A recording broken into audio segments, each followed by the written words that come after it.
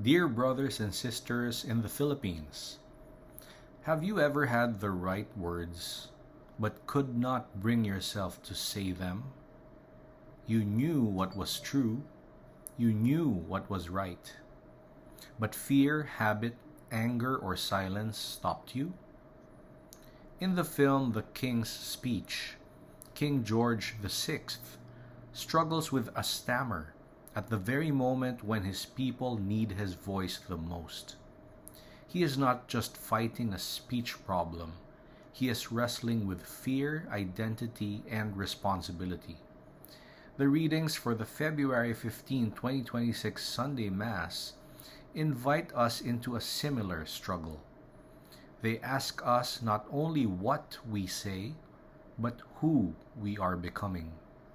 They challenge us to find our true voice, a voice shaped by God's wisdom, not just outward obedience. The first reading from Sirach places a powerful truth before us. Before man are life and death, good and evil, whichever he chooses shall be given him.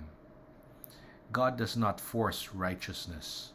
He does not control us like puppets. Instead, He places the responsibility squarely in our hands. Fire or water, life or death, truth or compromise. In the King's Speech, Prince Albert never wanted the throne, but history placed him there. What mattered wasn't whether he liked the responsibility. It was whether he would rise to it. Sirach reminds us, faith is not about excuses. It's about choice. Every day we choose, whether anger controls us or grace reshapes us, whether we speak truth or hide behind silence, whether we settle for what is easy or step into what is right. God sees every choice. He doesn't condemn, but He guides. In the Gospel, Jesus says something deeply unsettling. Unless your righteousness surpasses that of the scribes and Pharisees, you will not enter the kingdom of heaven. The scribes and Pharisees were rule followers, experts in religious law. On the outside, they looked perfect, but Jesus said, that's not enough. He shifts the focus from murder to anger, from adultery to lust, from oaths to honesty of heart.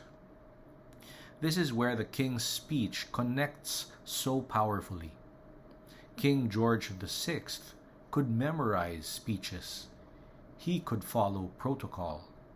But until he faced his inner wounds, his fear, his shame, his voice remained trapped. Jesus is telling us the same thing. God is not impressed by appearances. He listens for the heart behind the words.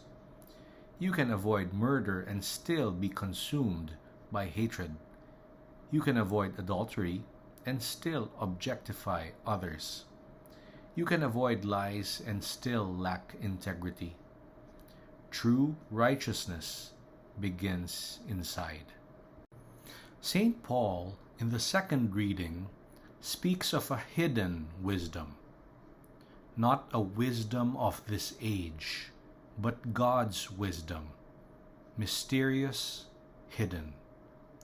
The world says, protect yourself, never show weakness, control the narrative.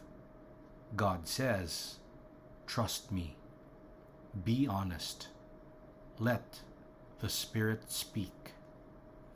In the King's Speech, the turning point comes when the king stops trying to sound perfect and starts speaking truthfully. He allows himself to be vulnerable, and in that vulnerability, his voice becomes strong. God's wisdom often works the same way. It doesn't shout, it whispers. and it's usually revealed to the humble, what the gospel acclamation calls little ones.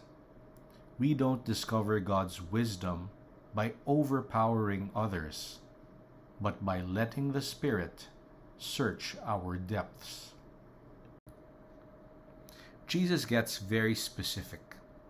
Anger, lust, false oaths. Why these? Because these are the places where our inner life leaks out. Anger is violence before violence. Lust is betrayal before betrayal. Dishonest speech is a fracture before a fall.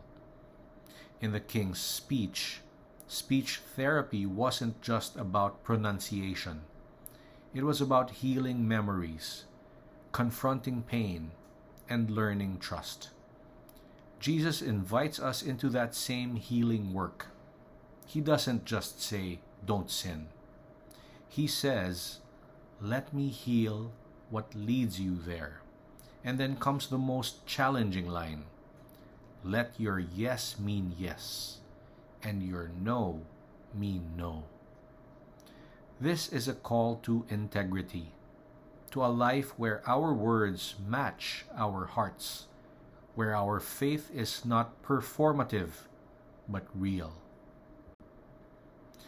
At the climax of the king's speech, King George VI addresses a nation on the brink of war. His voice trembles. He pauses. But he speaks. Not perfectly, but faithfully. And that makes all the difference. Today's readings remind us God is not asking for perfection. He is asking for truth. The truth of our choices, the truth of our hearts, the truth of a life aligned with His wisdom. As we come to the Eucharist, we are invited to do more than listen. We are invited to respond, to choose life, to choose integrity, to choose a deeper righteousness. May we find the courage to let God heal our inner struggles.